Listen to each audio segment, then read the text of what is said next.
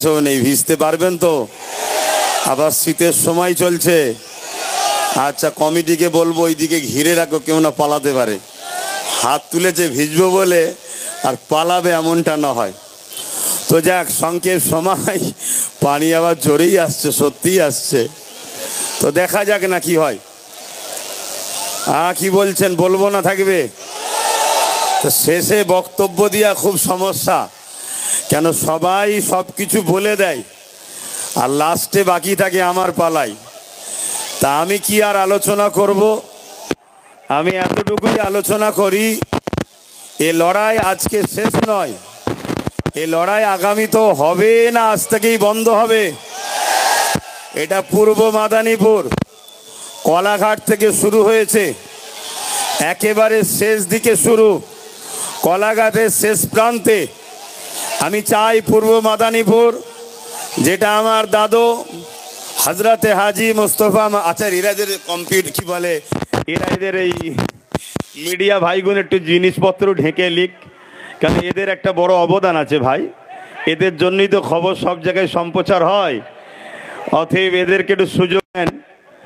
তা শোনেন, এদিকে শোনেন, ওদের একটু কাজ করতে, আর তোমরা একটু তাড়াতাড়ি করে লাও। এমনি পানির সময় বুঝতে পারছো, বসিয়ে রাখাটা অনেক প্রেমের ব্যাপার, কথা বুঝে আসছে।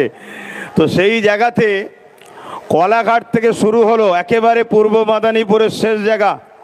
পূর্ব মাদারীপুরে আমার একটু জোর একটু বেশি, কেন এটা আমার দাদা হজরতে মোস্তফা মাদানী হুজুরের নামে এটা মাদারীপুর। অতএব এই মাদারীপুরের মানুষ, এটা বিপ্লবের মাটি।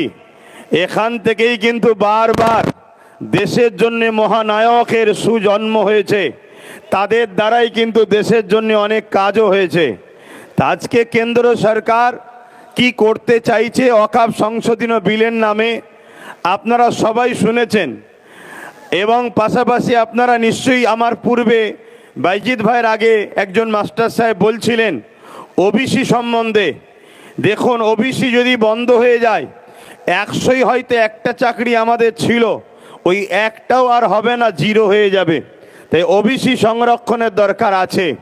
এটাকে পূর্ণ বহালের জন্য আমাদেরকে সংগ্রামের ধারাবাহিকতা আরও বাড়িয়ে যেতে হবে। এতেও কি আপনারা প্রস্তুত আছেন তো নাকি?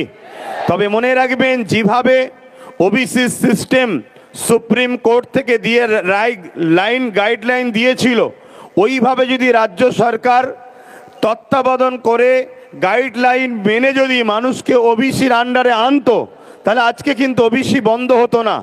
এটাও একটা সাজানো পরিকল্পনা, যাতে করে ওবিসি বন্ধ হয়ে যায়। এখনও কিন্তু সময় আছে। রাজ্য সরকারের সৎ ইচ্ছা থাকলে ওবিসির যে সিস্টেম, সেই সিস্টেম গাইডলাইন মেনটেন করে রাজ্য সরকার যদি সুপ্রিম কোর্টে জমা দেয়, আমার সংবিধান অনুযায়ী যতটুকু জ্ঞান আছে, সুপ্রিম কোর্ট ওবিসিকে আবার পূর্ণ বহাল করার জন্য আইন অবশ্যই তিনি ঘোষণা করবেন। কিন্তু রাজ্য সরকার সৎ ইচ্ছা দেখাচ্ছেন না। তাই আমরা এখান থেকে রাজ্য সরকারকেও বলবো, এই দ্বিচারিতার মুখোশ এক আর মুখ এক, এরকম যেন না দেখানো হয়। আপনি আপনার সৎ ইচ্ছা দ্বারা ওবিসির যে গাইডলাইন, সেই গাইডলাইন অনুযায়ী সুপ্রিম কোর্টে অবিলম্বে আপনি কাগজ জমা দিন। এর পাশাপাশি নিশ্চয়ই এই বিষয়টা আলো হয়েছে না হয়েছে কি জানি না, মাদ্রাসা শিক্ষা পুরো দেশ জুড়ে যেমন ওয়াকফকে কেন্দ্র সরকার দখল করতে চাইছে, ওয়াকফ যদি চলে যায়, মাদ্রাসাও যাবে, মসজিদও যাবে, কবরস্থান, ঈদগাহ, খানকা সবই যাবে। অ্যাকচুয়ালি ইসলামের পেহচান, মুসলমানদের পেহচান, মুসলমানের পরিচয় সবটাই মিটে যাবে। কিন্তু রাজ্য সরকারও মাদ্রাসাকে বড় সুকৌশলে ধ্বংসের দিকে ঠেলে দিচ্ছে। এটাও আপনাদের একটু সজাগ করানো দরকার। কেন এখানে লেখা আছে, দেখুন, মাদ্রাসা বাঁচাবার জন্য কিন্তু মাদ্রাসা শিক্ষা বাঁচাও। আপনারা নিশ্চয়ই জানেন, স্কুল কলেজ যেখানেই হোক, পরীক্ষা দিবার পরে একটা মার্কশিট দেওয়া হয়, রেজাল্ট। ওই মার্কশিটে বিভিন্ন সিলেবাসের নাম থাকে, অঙ্ক, ভূগোল, বাংলা ইত্যাদি ইত্যাদি, ইংলিশ সহ। ঠিক তেমনই মাদ্রাসা শিক্ষায় এই সিলেবাসের নাম ছিল কোরআনে কত পেয়েছে। কিন্তু আপনারা জানেন কি জানেন না, উলামা হজরত, ইমাম সাহেব হজরত, মুসলিম সমাজ প্রেমিক মানুষ, আপনারা মন দিয়ে শোনেন, আমরা যাকে আপনারা এত ভালোবাসলেন, তিনি ক্ষমতার পাওয়ারে মাদ্রাসা শিক্ষা থেকে বড় প্ল্যান মাফিক এই পশ্চিম বাংলায় কোরআনকে তুলে দিয়েছে। তাই মার্কশিট থেকে কোরআনের অপশনটাও বন্ধ করে দিয়েছে। যেমন কেন্দ্র সরকার ইসলামকে মিটাবার জন্য, মসজিদ মাদ্রাসাকে মিটাবার জন্য ওয়াকফ সংশোধনী আইনের নামে কালা কানুন তৈরি করতে চাইছে। আমরা এখান থেকে মাদারীপুর কোলাঘাট থেকে আন্দোলনের সূচনা চলে আসছে, ধারাবাহিক চলে আসছে। আজকেও আমরা আন্দোলন থেকে আওয়াজ তুলব, এই কেন্দ্র সরকারের এই কালা কানুন আমরা মানছি না। এই কালা কানুনকে অবিলম্বে বন্ধ করতে হবে, ঠিক না বেঠিক? আওয়াজ বলুন, ঠিক না বেঠিক? ঠিক তেমনি এখান থেকেই রাজ্য সরকারকে জানাবো, আপনি যে বড় আস্তে আস্তে সাইলেন্ট ভাবে মাদ্রাসা থেকে কোরআনের শিক্ষাকে তুলে দিতে চাইছেন, এই ষড়যন্ত্র আপনাকে বন্ধ করে মাদ্রাসাতে কোরআনের শিক্ষা যেভাবে ছিল ওইভাবে চালু রাখতে হবে, ঠিক না বেঠিক? জোরে বলুন, ঠিক না বেঠিক? যদি না হয় তাহলে আন্দোলন যেমন কেন্দ্র সরকারের বিরুদ্ধে চলছে, রাজ্য সরকারের বিরুদ্ধে আমাদের আন্দোলন চলবে না, চলবে না। আওয়াজ তুলে হাত তুলে সাক্ষী দেন, হাত তুলে সাক্ষী দেন। কেন কেন্দ্র সরকারকে আমরা জানিয়ে দিই, দেশকে ভালোবাসি, আপনার যে গদিটা প্রধানমন্ত্রীর ওই গদিকেও সম্মান করি। তার মানে এটা নয় আপনি ইসলামের বিরুদ্ধে, মসজিদের বিরুদ্ধে, কোরআনের বিরুদ্ধে, ইসলামের বিরুদ্ধে কোন রকম ক্ষমতার জন্য আইন তৈরি করবেন। আমরা বেঁচে থাকতে এই আইন হতে দেব না। তাহলে আপনাকে আগে ঠিক করতে হবে, আইন পরে করবেন। আগে আমাদের যুব সমাজের বুকে তাজা খুনগুলো গুলি করে করে ঝরাতে হবে, তারপরে আইন করতে আপনি পারবেন। তার আগে পর্যন্ত আইন আমরা হতে দেব না। কেন আমরা দেশকে ভালোবাসি, সংবিধানকে ভালোবাসি। ঠিক মনে রাখবেন, আমরা জানের থেকেও বেশি আমার ইসলাম, আমার কোরআন, আমার মসজিদ মাদ্রাসাকেও ভালোবাসি, ঠিক না বেঠিক? ঠিক তেমনি রাজ্য সরকারকেও বলবো, আপনিও মনে রাখবেন, আমরা হয়তো মুসলিম সমাজের 27% মানুষ আপনাকে বিশ্বাস করে ভোট দিয়েছে, বিজেপির ভয় দেখিয়ে, বিজেপির ভয়ে সব হয়তো আপনার কোলে উঠেছে। তার মানে এটা নয় আপনিও এই ক্ষমতা নিয়ে মাদ্রাসা থেকে কোরআনের শিক্ষাকে তুলে দেবেন, কোরআনকে মিটাবার প্ল্যান করবেন। তাহলে মনে রাখবেন, আমরা 27% কেন, যত পার্সেন্টই আছি, আমরা বুকে তাজা খুন দিয়ে হলেও বিজেপির ভয় না করে বিজেপিকেও যেমন উৎখাত করব, আপনাকেও কিন্তু উৎখাত করে আমরা ছাড়বো। এই লড়াই চলতে থাকবে। অতএব আমাদের লড়াই, আমাদের আন্দোলন, আমার ধর্ম, আমার ইসলাম, যেটা আমার সংবিধান আমাকে রাইট দিয়েছে, তার উপরে কেন্দ্রও যেন হাত না দেয়, রাজ্যও যেন হাত না দেয়। এটা আমাদের আন্দোলন চলবে, ঠিক না বেঠিক? কিন্তু বলার তো অনেক কিছু আছে, তারপরেও পানি এসে বীজখানে। এ ভাইয়েরা একটু মোবাইল টোবাইলে ব্যস্ত হয়ে গিয়েছিল, মিডিয়া ভাইয়েরা, দেখ এখন আর ব্যস্ত হননি। কিন্তু তারপরেও পূর্ব মেদিনীপুর থেকে আমি একটা বিষয় নিয়ে প্রথম আলোচনা শুরু করব। ওয়াকফ নিয়ে তো অনেকে বলেছে, আমি একটু বলছি, কিন্তু তার আগে একটা বিষয় আপনাদের সকলের দৃষ্টি আকর্ষণ করছি। পূর্ব মেদিনীপুরের একজন ব্যক্তি শুভেন্দু অধিকারী জিনার নাম, তিনি কিছুদিন আগে তিনার মাথায় সেকুলার ভূত চেপেছিল। তাই তিনি আমাদেরই সাথে, মোল্লা মলি সাহেব, আমার সাথে নয়, অনেক পীর সাহেব পীরজাদার সাথে ইফতার পার্টিতেও গেছে, তরমুজও খেয়েছে। হঠাৎ করে সেকুলার ভূত ওনার নেবে গিয়ে এখন কমলার ভূত নেবেছে। উনি বক্তব্য দিতে দিতে আমার দেশের সংবিধানের বিরুদ্ধে বক্তব্য দিচ্ছে। তাই এখান থেকে আওয়াজ তুলবো, শুভেন্দু অধিকারী বাবুকে, আপনি রাজনীতি করছেন, রাজনীতি করুন, ধর্মীয় ধর্ম খেলা করবেন না। কেন ধর্ম এমন একটা মহব্বত, ভালোবাসার জিনিস, এই আগুনে কিন্তু আপনার রাজত্বের সব শেষ হয়ে ধ্বংস হয়ে যাবে। এটা সতর্ক আপনাকেও করে দিচ্ছি।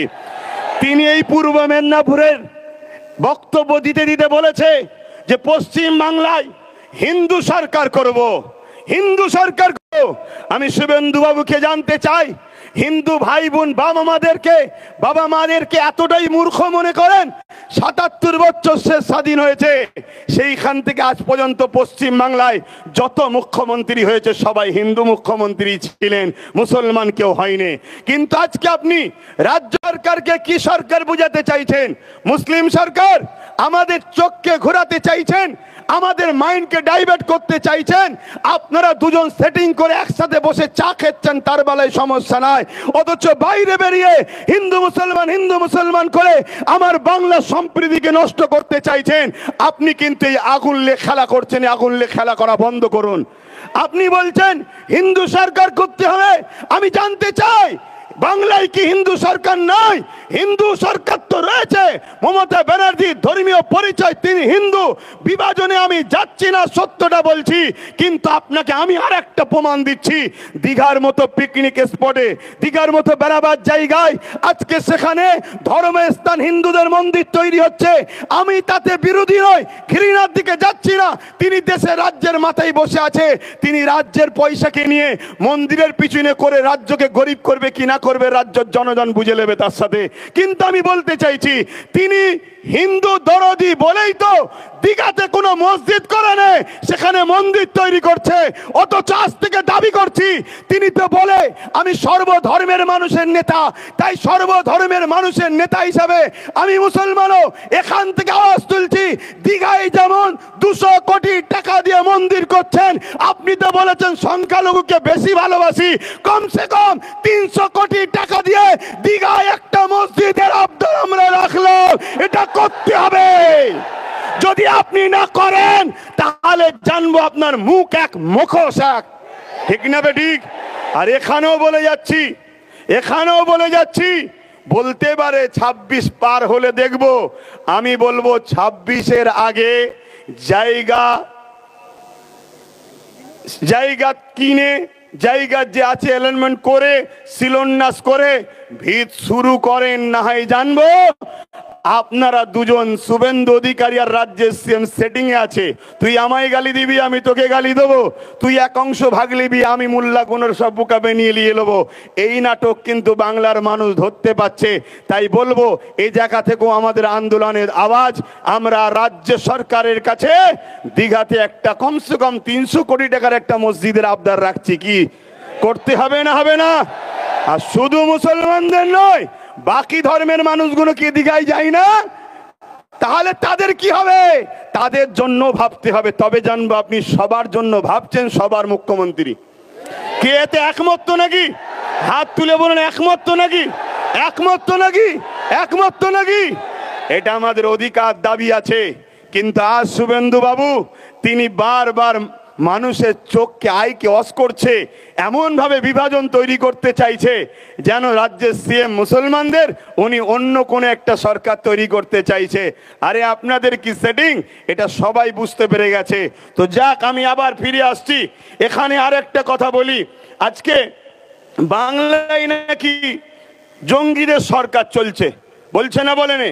আচ্ছা, একটা রাজ্যে জঙ্গি সরকার, তার সাপোর্টারের সরকার রয়েছে, এরকম কথা যদি কেউ বলে তাকে অবিলম্বে অ্যারেস্টের দরকার আছে না নাই? শুভেন্দু অধিকারীর সঙ্গে মমতা ব্যানার্জির বন্ধুত্ব না ঝগড়া এখানেই প্রমাণ হবে। যদি অ্যারেস্ট করে জানবো সত্যিই ঝগড়া, অ্যারেস্ট যদি না করে জানবো সব তলায় তলায় মিল আছে। এ কথা একমত তো নাকি? আচ্ছা, আমি আমার জায়গায় পুনরায় ফিরে আসছি। ওয়াকফ নিয়ে একটু বলি এবারে, এটাই তো শেষ, বাকিটা সব বলা হয়ে গেছে। কিন্তু ওয়াকফ বিলে কি আছে এটা আমাদের একটু জানতে হবে। ওয়াকফ বিলের মধ্যে এমন কিছু আইন তৈরি করতে চাইছে সংশোধনের নামে, যে আইন দ্বারা দিনের মতো সত্য ওয়াকফ মুসলিমদের ব্যক্তিগত সম্পদ, এ সম্পদ আর মুসলমানদের হাতে থাকবে না। প্রথমে আমাদের জানা দরকার, শুধু কি মুসলমানদের এই ওয়াকফ সম্পত্তি আছে, অন্য ধর্মের ভাইদের নাই? হ্যাঁ আছে। এই ভারতবর্ষে দেবত্ব সম্পত্তি আছে যেটা হিন্দু ভাইদের, এটাও আমাদের জানানো দরকার। না হিন্দু ভাইদের কাছে গিয়ে ফিস ফিস করে জানানো হচ্ছে সব মুসলমানরা নিয়ে নিচ্ছে, মুসলমানদের সব হয়ে গেছে। শুনুন আমার হিন্দু ভাইদের, দুটো মন্দিরের যা জায়গা আছে ভারতবর্ষ জুড়ে মুসলমানদের অত জায়গা নেই। সেই দেবত্ব সম্পত্তি দুটো মন্দিরে আছে। সেই সম্পত্তি তাদের পূর্বপুরুষরা তাদের ধর্মীয় ভালোবাসায় তারা দান করেছে, উৎসর্গ করেছে। তাদের বিশ্বাস, আস্থা, ভক্তি, ভালোবাসা তাদের কাছে, যেটাকে বলা হয় দেবত্ব সম্পত্তি। ঠিক তেমনই এই ভারতবর্ষে আদিবাসী ভাইদের জল জঙ্গলের সম্পদ রয়েছে। সেই সম্পদ আজকে কোথায়? এইখান থেকে মন দিয়ে শুনুন। আদিবাসী ভাইদের জল জঙ্গলের সম্পদকে আজকে আইন করে কেন্দ্র সরকার দখল করেছে। সেই দখল করে সেখান থেকে আদিবাসী ভাইদের অধিকারকে হরণ করে দিয়ে ওই সম্পদের ওপরে বড় বড় কর্পোরেশনদের হাতে তুলে দিয়ে জঙ্গলকে পরিষ্কার করে বড় বড় শিল্পপতিরা সেখানে কলকারখানা তৈরি করছে, আবাদ করছে। আজকে আদিবাসী ভাইদের থাকা দুষ্কর হয়েছে, তাদের ঘর বাড়ি বাঁচানো দুষ্কর হয়েছে, তাদের বাচ্চাদের জীবন জীবিকা, তাদের ধর্মীয় স্বাধীনতা সবকিছুর উপরে আজকে হস্তক্ষেপ হচ্ছে। ঠিক তেমনই এটা 2023 আইনটা করেছিল। আজকে 2024 ওয়াকাফকে নিতে চাইছে। কেন ওয়াকাফকে নিতে চাইছে? ওয়াকাফ সংশোধনীয় বিলের নামে এই ওয়াকাফকে যদি তারা হরণ করতে না পারে তাহলে এই রাষ্ট্রকে বিশেষ একটা ধর্মীয় রাষ্ট্র বলে ঘোষণা করতে পারছে না। কেন? এই ভারতবর্ষে একটা মসজিদ আছে কেরলে 1400 বছর বয়স, এই ভারতবর্ষে মসজিদ আছে গুজরাটে 1300 বছর বয়স। এই 1400, 1300, 1000 বছরের মসজিদ প্রমাণ দিচ্ছে ভারতবর্ষে মুসলমান নতুন নয়। হাজার হাজার বছরের মুসলমান এরা ভারতে রয়েছে। হাজার হাজার বছর ধরে এদের কবরস্থান আছে, হাজার হাজার বছরের ধরে এদের মাদ্রাসা আছে। এ থেকে প্রমাণ হচ্ছে যে স্বাধীনতার আগেও হাজার হাজার বছর ধরে এদেশে ভারতবর্ষে মুসলমান রয়েছে। অতএব যে দেশে হাজার হাজার বছর ধরে মুসলমান থাকে সেই দেশটাকে বিশেষ একটা ধর্মীয় দেশ বলে ঘোষণা করতে তাদের অসুবিধে হচ্ছে। বুঝে আসছে? তারা আইন তৈরি করে এই ওয়াকাফকে কেন্দ্র সরকার দখল করবে। দখল করে 1400 বছরের মসজিদকে বিরান করে দিতে চাইছে, ভেঙে দিতে চাইছে। যেমন আজকে জল জঙ্গলি সম্পদ আদিবাসী ভাইদের হাত থেকে কেড়ে নিয়েছে, ঠিক তেমনি 1300 বছরের গুজরাটের মসজিদকে ভেঙে দিয়ে কর্পোরেশন প্রমোটিংদের হাতে তুলে দেবে। এক কথায় আদানি আম্বানির হাতে তুলে দেবে। আপনারা জানেন কি জানি না, বোম্বাই একটা বিশাল বাড়ি আছে, এমন করে রিলায়েন্স কোম্পানির যিনি মালিক তার বাড়ি রয়েছে। ওই বাড়িটা যে জায়গায় দাঁড়িয়ে আছে ওটা ওয়াকাফ সম্পত্তি এবং এতিমখানার জন্য ওই সম্পদকে মুসলমানরা দান করেছে। সেই জায়গা দখল করে আজকে তারা বিশাল বাড়ি তৈরি করেছে। তাদের ভয় হয় কোনো দিন যদি মুসলমান তার সম্পদকে নিয়ে নেয় তাহলে আমার বন্ধুর এই বাড়িটা চলে যাবে। তাই কেন্দ্র সরকার এই ওয়াকাফকে অ্যাক্টের নামে, সংশোধনের নামে নিজের সম্পদকে হরণ করতে চাইছে। এইখানে যদি মসজিদ চলে যায়, মাদ্রাসা চলে যায়, কোরআকি বলে কবরস্থান চলে যায়, এক কথায় ওয়াকাফকে যদি নিয়ে নেয়, ভারতের মুসলমান শোনো, পশ্চিম বাংলার মুসলমান শোনো, তোমরা পরিচয় দিতে পারবে না তোমরা ভারতীয় ছিলে, তোমরা পরিচয় দিতে পারবে না। তাহলে বলো, বাঁচতে গেলে এই ওয়াকাফের বিরুদ্ধে আমাদেরকে লড়াই জারি রাখতে হবে না হবে না? করে বলুন, ওয়াকাফের বিরুদ্ধে লড়াই করতে হবে না হবে না?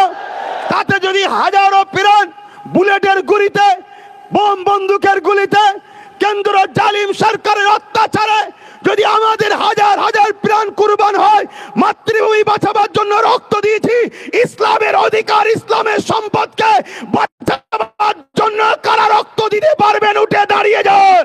কারা রক্ত দিতে পারবেন উঠে দাঁড়িয়ে যান। হাত তুলে বলুন রক্ত দিতে পারবেন। মসজিদ বাঁচাবার জন্য পারবেন। কোরআনের পক্ষে, দিন ইসলামের পক্ষে, নিজের অধিকারের জন্য সংবিধান আপনাকে রাইট দিয়েছে, এই অধিকারের জন্য রক্ত দিতে পারবেন। কথা দিচ্ছেন পারবেন তো নাকি? এই লড়াই আজকে শেষ হলে হবে না। ঝড় এসুক, পানি এসুক, তুফান এসুক, লাঠি চার্জ হোক, গুলি মারুক, বোম মারুক, আমাদের এই লড়াই রাজপথে চলতে থাকবে। হাত তুলে বলুন, হাত তুলে বলুন।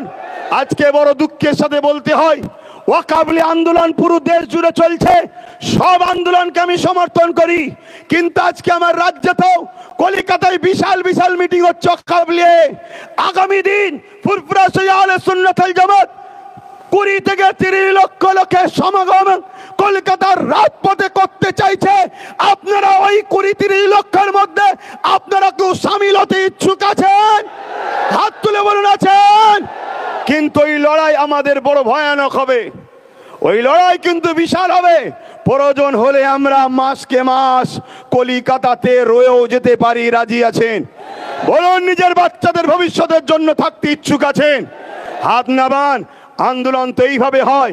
আর একটা কথা বলে যাই, আজকে যারা আন্দোলন করছে এদের আন্দোলনকে সাধুবাদ জানাই, কিন্তু এদেরকে জিজ্ঞাসা করুন, কেন্দ্র সরকার যেমন ওয়াকফ বিলের অ্যাক্টের নামে আইন তৈরি করে ওয়াকফকে লুটতে চাইছে, ঠিক তেমনি এখনো কিন্তু আইন করতে পারে না, আন্দোলন চলছে। কিন্তু আমার রাজ্য 1,45,000 বিঘের উপরে একর সম্পত্তি আমার রাজ্যেতে বেদখল হয়ে আছে, আমার রাজ্যের মধ্যে রয়েছে, কিন্তু বেদখল হয়ে আছে 75,000 বিঘে একর জমি। এটা এখনো উদ্ধার হয়নি। এই বিষয়েও আন্দোলনের দরকার আছে না নাই? কেন্দ্র সরকার যে আইন করতে চলেছে এখন আইন করতে পারেনি, তার চক্রান্ত সে পা দিয়েছে, সব জায়গায় আন্দোলন শুরু হয়েছে, সে চক্রান্ত থেকে পিছিয়েছে। কিন্তু এখনো 1995 আইন এখনো লাগু আছে। সেই আইন অনুযায়ী ওয়াকফের যারা দায়িত্বে আছে, আমার রাজ্যেও যারা রয়েছে, তারা আমার রাজ্যের ওয়াকফ সম্পদকে এখনো কেন উদ্ধার করছে না, এখনো কেন ডিজিটালকরণ করে নেটের নামগুলো তুলছে না? এই গাফলতি করার পিছনে আমার বলতে বাধ্য হচ্ছি, যাতে করে কেন্দ্র আইন করে আর এই সম্পদগুলোকে দখল করে দেয়। তার জন্য এই গাফলতি ষড়যন্ত্র চলছে, ঠিক না বেঠিক? জোরে বলুন, ঠিক না বেঠিক? আমি আপনাদেরকে একটা তথ্য দিয়ে যাচ্ছি। উত্তর 24 পরগনা হাড়ুয়া পীর আব্বাস আলী গুরাচাঁদ রহমাতুল্লাহ আলাইহি বলে একজন আল্লাহর ওলি রয়েছেন, তিনার মাজারের 900 বিঘে জায়গা। একটু সারা দেবেন, কত বিঘে? 900 বিঘে জায়গা। আজকের দিনে সেই জায়গাটা দাঁড়িয়েছে মাত্র 92 শতক। 900 বিঘে থেকে দাঁড়িয়ে আছে বর্তমান কত? 92 শতক, 3 বিঘাও নয়। তাহলে 897 বিঘে জায়গা এখনো ভারত পশ্চিম বাংলার হাড়ুয়া আব্বাস আলী হুজুরের বেদখল হয়ে আছে। রাজ্য সরকার বলেছিল ওই জায়গাগুলোকে উদ্ধার করে দেবে। এই আন্দোলনটাও আমাদের করা দরকার আছে না নয়? জোরে বলুন, আছে না নয়?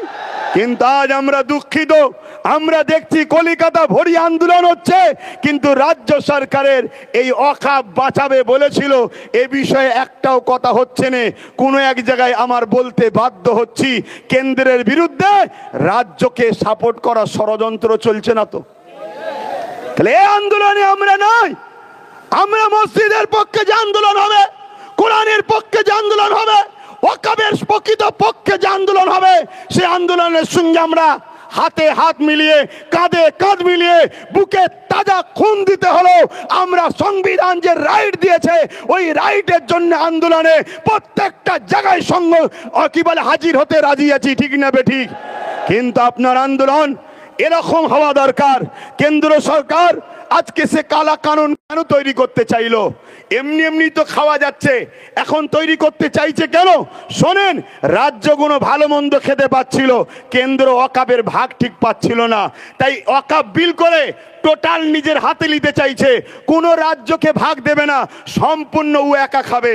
অর্থাৎ এই যে 900 বিঘা আব্বাস আলী গুরাচাঁদ হুজুরের যে মাজারে যে ওয়াকফের জায়গা আছে, এই জায়গাকে বড় বড় বাড়ি হয়েছে, বিভিন্ন দোকানকে ভাড়া দেওয়া হয়েছে, তা থেকে মোটা টাকা আজকে রাজ্য সরকারের ফান্ডে যাচ্ছে।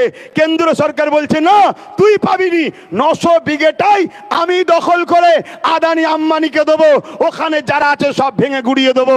এই হচ্ছে লড়াই। এদের লড়াই মূলত উভয়ের আমাদের সম্পদকে ভাগ বাটরা করে খাবে। এই জায়গায় বলুন, আমরা যদি আমাদের সম্পদ পেতে চাই, তাহলে কেন্দ্র সরকারের কালা কানুনের বিরুদ্ধে যেমন লড়াই হবে, আমার রাজ্যে যারা ওয়াকফকে দখল করে বসে আছে ওদের উচ্ছেদ করে আমাদের মসজিদের জায়গা, আমাদের কবরস্থানের জায়গা, আমাদের মাদ্রাসার জায়গা, আমাদের ওয়াকফের জায়গা আমাদের ফিরিয়ে নেবার জন্য লড়াইয়ের দরকার আছে না নাই? আছে না নাই? তবেই তো লড়াইটা পারফেক্ট হবে। আমার কথা আপনারা বুঝতে পারছেন না পারেননি? কলকাতায় এমন এমন ভিআইপি জায়গা আছে যে জায়গাগুলোর দাম 1 শতক জায়গার দাম 5 কোটি 10 কোটি টাকা। কলকাতার বুকে প্রায় 50,000 বিঘে কম বেশি জায়গা শুধু কলকাতার বুকের আশপাশে আমাদের জায়গা রয়েছে, যে জায়গার অর্থ কত হতে পারে বুঝতে পারছেন? তাহলে সেগুলোরও উদ্ধারের দরকার আছে না নাই? যেমন কেন্দ্র সরকার জুলুম করছে, তার কালা কানুনকে আমরা মানছি না। এ মানবেন নাকি? জোরে বল, মানবেন? শুভেন্দু অধিকারীর মতো মানুষ যদি মনে করে যেদেরকে প্রশাসন দিয়ে ঠান্ডা করে দেবো, শুভেন্দু অধিকারী বাবুকে বলে যায় তোমার প্রশাসন কম পড়ে যাবে, সংবিধান বুকে রেখে সংবিধানকে বুকে নিয়েই মরবো আমরা, কিন্তু তোমার প্রশাসনকে কমিয়ে দেবো আমরা। তোমার প্রশাসন কম পড়ে যাবে, আমাদের পাবলিক এত নেমে যাবে। প্রশাসন কম পড়ে যাবে, আবার মিসগাইড করবেন না যিনি প্রশাসনের বিরুদ্ধে। না, আমার সংবিধান আমাকে প্রশাসনের বিরুদ্ধে লড়াই করা শিখায়নি, কিন্তু যতই প্রশাসন নামাও পাবলিক এত নামবে, তোমার গুলি তোমার প্রশাসনের সংখ্যা কমে যাবে, পাবলিকের সংখ্যাটা বেড়ে যাবে। এটাই মূলত বলার উদ্দেশ্য। কিন্তু এর পাশাপাশি এটাও বলবো, আমাদেরকে যে ধোঁকা দেওয়া হচ্ছে, এই ধোঁকা থেকেও সজাগ হওয়া দরকার আছে না নাই? কথা বলুন, আছে না নাই? বন্ধুগণ শোনেন, ওয়াকাফ বিলের মধ্যে মারাত্মক মারাত্মক আইন তৈরি করছে। তার মধ্যে একটা আইন করছে, কেউ যদি ওয়াকাফ করে তাকে 5 বছর কমসে কম ধর্মীয় প্র্যাকটিসের মধ্যে আছে, যাকে আমাদের ভাষায় বলা হয় কামেল মুসলমান। তা কেন্দ্র সরকার কি করে বুঝবে কে কামেল মুসলমান, কে নরমাল মুসলমান? তা আমাকেও তো বলতে পারে তুমি নরমাল মুসলমান, আর মোদি সার্টিফিকেট দেবে আব্বাস নরমাল মুসলমান। তো মুসলমানের এম বোঝে না, ও আমাকে সার্টিফিকেট দেবে আব্বাস সিদ্দিকী নরমাল মুসলমান। আপনার ইমাম যে 30 বছর, তিনি বলবেন আমি চলে গেছি, যা হয়েছে আমি সব দিয়ে দিলাম, তাকেও বলবে এ নরমাল মুসলমান। এটা একটা ষড়যন্ত্র। এই করে বলবে যারা দান করেছে এরা মুসলমান ছিল না, এরা প্র্যাকটিসিং মুসলমান নয়, তাই এদের সম্পদ অকাপ হবে না। এইভাবে বিভিন্ন ছলে বলে কলে কৌশলে আমাদের অকাপকে লুটার ষড়যন্ত্র করছে। এই জায়গায় আমি প্রত্যেকটা মানুষকে, সচেতন মানুষকে বলবো, আপনারা ঐক্যবদ্ধ হন, সংগঠিত হন। এই আন্দোলনে আমাদেরকে কোনোভাবে পিছপা হলে হবে না। কারবার করতে হবে, ব্যবসা করতে হবে, জমির জায়গা রুজি সন্তানদের জন্য ভাবতে হবে। কিন্তু ওয়াকাফ যদি আমাদের হাত থেকে ফসকে যায়, মনে রাখবেন আগামী দিন ভারতবর্ষে আপনি টিকে থাকবেন, তার পরিচয় কিন্তু আপনি দিতে পারবেন না। এরপরে আপনাকে নাগরিকত্ব থেকে বহিষ্কার করা হবে। কেন? আপনার যখন এ দেশে স্বাধীনতার আগে কোনো ঐতিহাসিক মসজিদ, মাদ্রাসা, কবরস্থান নয়, তখন আপনাকে বলা হবে আপনি স্বাধীনতার পরে বাংলাদেশ থেকে এসেছেন, পাকিস্তান থেকে এসেছেন, চলুন আপনাকে ডিটেনশন ক্যাম্পে নিয়ে যাওয়া হবে। কিন্তু যতদিন আপনার এই হাজার হাজার বছরের ঐতিহ্য মসজিদ, মাদ্রাসা, ওয়াকাফ রয়েছে, ততদিন শুভেন্দু অধিকারী বা তার মাথায় যারা বসে আছে, অমিত শাহ আর নরেন্দ্র দামোদর মোদী হোক, এরা হাজারো চেষ্টা করলো বাবা সাহেব আম্বেদকরের সংবিধান তোমাকে আমাকে দেশে থাকার জন্য গার্ড দেবে। এরা যতই চেষ্টা করো ভারতের মুসলমানদের করে এরা কখনো ক্ষতি করতে পারবে না, পারবে না, পারবে না। কিন্তু তোমার যদি ওয়াকাফকে এরা কোনোভাবে লিখে নিতে পারে, মনে রেখে দেবে তোমাদের কিন্তু সব শেষ হয়ে যাবে। একটা ছোট্ট কথা বলি, কলকাতায় একটা প্রোগ্রাম হচ্ছিল, দেখছিলাম। ওই কলকাতায় রাজ্য সরকারের একটা এমপি বক্তব্য দিচ্ছে, আপনারা দেখেছেন কি জানি না। বক্তব্য দিতে দিতে বলছে, কোনো জায়গায় যদি গুটি কত মুসলমান দাঁড়িয়ে নামাজ পড়ে বা কোনো জায়গায় থাকে, সেটা নাকি ওয়াকাফ হয়ে যাবে। বলুন, এটা হিন্দু ভাইদের কাছে বা অন্য ধর্মের কাছে ঠিক মেসেজ না ভুল মেসেজ? জোরে বলুন। স্বাভাবিক অন্য ধর্মের মানুষরা কি বলবে? আরে ওরা যদি ধর্মীয় কাজ করে সঙ্গে সঙ্গে এটা দখল হয়ে যাবে। তাহলে বলুন, রাজ্য সরকারের এমপি এত বড় ভুল মেসেজ দিচ্ছে, ইনাদের দ্বারা আমাদের ওয়াকাফ বাঁচবে না যাবে মনে হচ্ছে? তাহলে মাথায় ঢুকান, ওয়াকাফ কিভাবে হয় বলি। ধৈর্য আছে তো নাকি?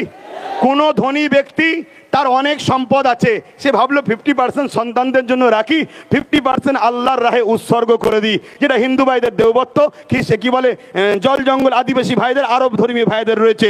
ওই উৎসর্গ যখন করবে, ওয়াকাফ কমিটিকে জানাতে হবে। ওয়াকাফ কমিটি এসে সার্ভে করবে, সার্ভে করে যদি দেখে এর পর্চা, এর কাগজ সবই নিজে মালিক, তারপরে সেটাকে ওয়াকাফ কমিটি সেটাকে অ্যাকসেপ্ট করবে। আর ইনারা কি প্রচার করছে?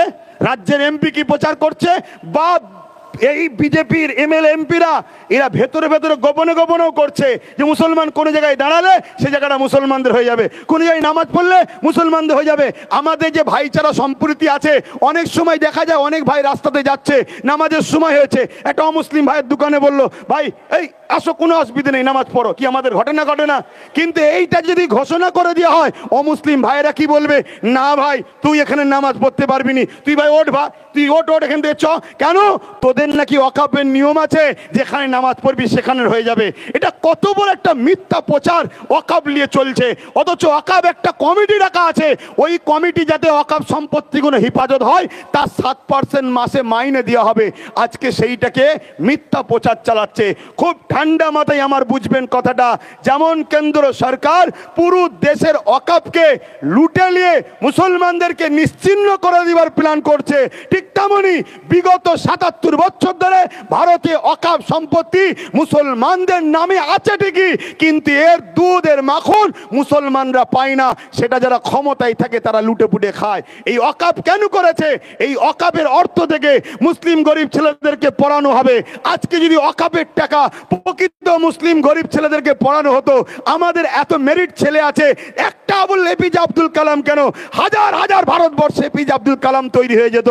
কিন্তু এই অভাবের জন্য, পয়সা না থাকার জন্য আমার ভারতবর্ষের অনেক মুসলিম সন্তানের তাদের আজকে স্বপ্ন ভেঙে চুরমার হয়ে গেছে। তাই বলবো বন্ধু, এই লড়াই আজকে শেষ নয়। এখান থেকে শুরু হলো, পূর্ব মেদিনীপুরের শুরু কলাঘাট থেকে হলো, বিভিন্ন জেলায় হচ্ছে। আমি সব জায়গায় দেখতে চাইছি। কলিকাতায় আমার টার্গেট 20 থেকে 30 লক্ষ লোকের দরকার, তবেই তো আন্দোলনের জোরালো হবে। তাই বিভিন্ন জায়গায় করে দেখছি। আপনারা বলুন, আগামী দিন কলিকাতার রাজপথে যাওয়া হবে। আপনারা সত্যিই কারা যেতে ইচ্ছুক লম্বা করে হাত তুলবেন। ধোকা দেবেন না তো? ধোকা দেবেন না তো? গাছে তুলে মই করে নেবেন না তো? একটা শেষ কথা বলবো। আমার পূর্বে কেউ একজন বলছিল বাবরি মসজিদের সঙ্গে, মাস্টার সাহেব সম্ভবত, বাবরি মসজিদটা শহীদ হয়েছে কবে?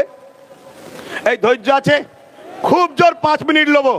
একটু হিন্দু ভাইদেরকে জানানো দরকার যে আপনাদের কিভাবে বোকা বানাচ্ছে কেন্দ্র সরকার, একটু জানানো দরকার আছে না নাই? হিন্দুরা আমাদের ভাই হয় না, হয় না? আদিবাসী, দলিত, সাঁওতাল, বাগদি যেই হোক, সবাই আমাদের ভাই, ঠিক না বেঠিক? সবাই আমরা দেশবাসী, কিন্তু এই বিভাজনটা তৈরি করছে। আচ্ছা, 6 ডিসেম্বর এই দিনটাকেই বাবরি মসজিদের শহীদের জন্য নিল কেন? 5ই ডিসেম্বর করতে পারতো, 10ই ডিসেম্বর করতে পারতো, 6 তারিখটাই নিল কেন?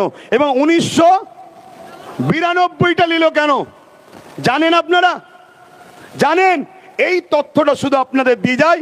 আর আপনাদের থেকে বেশি আমি বলবো আমার অমুসলিম ভাই, হিন্দু, দলিত, আদিবাসী, যারা অন্য সম্প্রদায়ের ভাই আছেন, যাদেরকে ভুল বোঝানো হচ্ছে, আমি সেই সকল বন্ধুদের বলবো, আসেন, দেশ একটা বট গাছ, দেশ একটা গাছ, বট গাছ। এই দেশের হাজারো শিকড় আছে, একটা শিকড় যদি কাটে মূলত বট গাছ দেশের ক্ষতি হবে। এই দেশের একটা শিকড়ের নাম হিন্দু, একটা শিকড়ের নাম মুসলিম, একটা শিকড়ের নাম আদিবাসী, একটা শিকড়ের নাম দলিত, একটা শিকড়ের নাম মতুয়া, একটা শিকড়ের নাম শিখ, পাঞ্জাবি, খ্রিস্টান ইত্যাদি ইত্যাদি। মূলত যে শিকড়টাই কাটবে দেশের ক্ষতি হবে। দেশের স্বার্থে আমাদের ভাইচারার জন্য বলে যায় 1992 6 ডিসেম্বর বাবরি মসজিদের শহীদের কারণ দুটো। নম্বর 1, 6 ডিসেম্বর বাবা সাহেব আম্বেদকরের মৃত্যুদিন। এই দিনটাকে প্রত্যেকটা ভারতীয়, মুসলিম, হিন্দু, দলিত, আদিবাসী, ধনী, গরিব সবাই ভারতীয় বাবা সাহেব আম্বেদকরের জন্য স্মরণ করত। কেন? বাবা সাহেব আম্বেদকর আমাদের জন্য কথা বলার রাইট সংবিধান দিয়ে গেছে, তাই বাবা সাহেব আম্বেদকরকে সবাই ফলো করে। তাই বাবা সাহেব আম্বেদকরের এই 6 ডিসেম্বরটাকে কালিমা করার জন্য তথাকথিত দাঙ্গাবাজরা বড় প্ল্যান করে 6 ডিসেম্বরে বাবরি মসজিদকে শহীদ করলো, যাতে করে পুরো পৃথিবীর কাছে, বিশেষ করে ভারতের মুসলমান সমাজের কাছে এবং সম্প্রীতিমূলক মানুষের কাছে এই দিনটা একটা কালা দিন হয়ে যায়। বাবা সাহেব আম্বেদকরকে অপমান, অপদস্থ করারই একটা ষড়যন্ত্র। কথা শুনলেন? কথা শুনছেন? দ্বিতীয় নম্বর চলে আসুন। 1992 কেন হলো? হিন্দু মা বাবা, ভাই বোনেরা শুনবেন, দূরে কাছে সোশ্যাল মিডিয়ায় যারা আছেন, বিজেপিকে চিনতে শিখুন। বিজেপি আসার পর থেকেই শুধু আওয়াজ উঠছে ভারতবর্ষে নাকি হিন্দু খাতরে মে হয়। 2014 আগে ভারতবর্ষ হিন্দু খাতরায় ছিল না। 500 বছরের উপরে মোগলদের শাসনে হিন্দুরা খাতরায় ছিল না, কোন সময় খাতরায় ছিল না। এই 2014 থেকেই হিন্দু খাতরে মে হয়। সত্যি কথাই হিন্দু বিপদে আছে। যদি বলেন কেন, তাহলে আজকে শুনুন মন দিয়ে। রেল বিক্রি করে দিয়েছে, কি বলে এয়ারপোর্ট বিক্রি করে দিয়েছে, কারেন্ট বিক্রি করে দিয়েছে, এলআইসি বিক্রি করে দিয়েছে। এই সরকার আসার পরে 2 কোটি চাকরি দেবে বলেছিল কেন্দ্র সরকার, দিতে পারেনি। এই সরকার আসার পরে এলআইসি বিক্রি করে দিল। এলআইসি চাকরি করে কারা?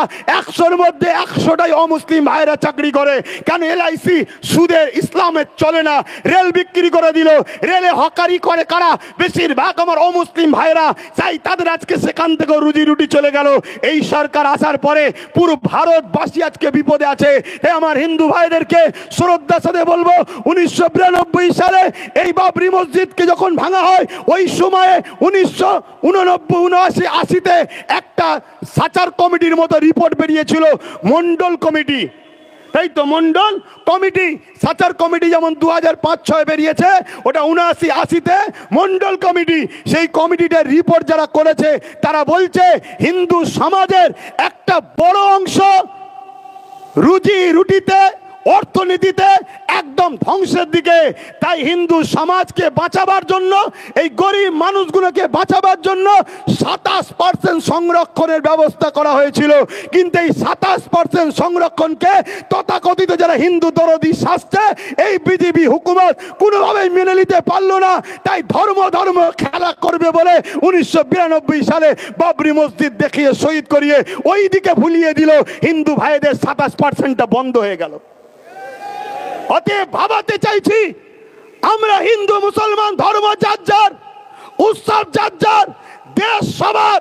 আপনারা বলুন, ধর্ম যার যার, ধর্ম যার যার, উৎসব যার যার, উৎসব যার যার, দেশটা সবার। তাই দেশের স্বার্থে বলবো, আজকে কেন্দ্র সরকার একটার পর একটা আইন তৈরি করছে। কৃষকদের বিরুদ্ধে কালা কানুন তৈরি করেছিল। কৃষক বন্ধুরাকে, হিন্দুকে, খ্রিস্টানকে, দলিতকে, পাঞ্জাবি দেখেনি, তারা কৃষক একসাথে আন্দোলন করেছে। কেন্দ্র সরকার তার আইনকে প্রত্যাখ্যান করতে বাধ্য হয়েছে।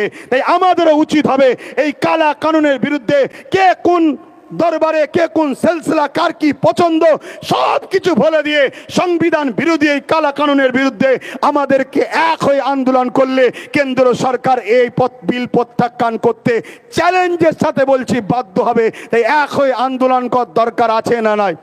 জনগণ আন্দোলনের দরকার আছে না নাই? কিন্তু তাদের সঙ্গে আন্দোলন নয় যারা এখনো আমার রাজ্যে ওয়াকাফকে লুটে রেখেছে। কি বলুন, ঠিক তো নাকি? তাই আমার বক্তব্য সংক্ষেপ করছি। তার আগে আরো একবার বলি, দীঘা ছিল ধর্মস্থান নয়, দীঘা ছিল পিকনিক স্পট, টুরিস্ট এলাকা। সেই জায়গাটাকে বড় প্ল্যানে রাজ্য সরকার ধর্মস্থান বানিয়েছে। তাদের বিশ্বাস, তাদের ভালোবাসাকে আমি ছোট করছিনি, কিন্তু আমরাও অনেকে যাই না। তাই কত কোটি টাকা দিয়ে মসজিদের দাবি রইল? জোরে বলুন। কেন? উনি তো এমনি বলেছে আমি মুসলিম দরদি একটু বেশি, তাই তো হিজাব পরে ঈদগায় যায়। আমাদের এই দাবি রইল। এই বলে আমি আমার সংক্ষিপ্ত বক্তব্য এখানে শেষ করছি। কিন্তু আবার যাবার আগে একটা উচ্চ আওয়াজ দিয়ে, স্লোগান দিয়ে আমরা আস্তে আস্তে যাব। সকলে বলুন নারে তাকবীর। আরো উচ্চ আওয়াজে নারে তাকবীর। কোরআন ও সুন্নাহ, কোরআন ও সুন্নাহ। সংবিধান বাঁচাও। সকলে বলুন বাঁচাও, সংবিধান বাঁচাও। ভারতবর্ষ, ভারতবর্ষ ওয়াকাবের বিরুদ্ধে কালা কানুন মানছি না, মানবো না। ওয়াকাবের বিরুদ্ধে কালা কানুন মানছি না, মানবো না। অবিলম্বে কেন্দ্র সরকার আপনার ওই কালা কানুনের বিল প্রত্যাখ্যান করতে হবে।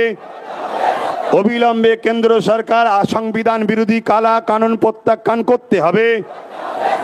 রাজ্য সরকার আপনার আন্ডারে যত ওয়াকাফ সম্পত্তি আছে পুনরুদ্ধার করে দিতে হবে।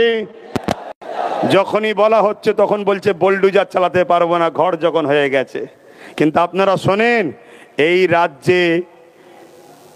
রাজ্যে সরকার বোলডুজার চালিয়েছে না চালায়নি?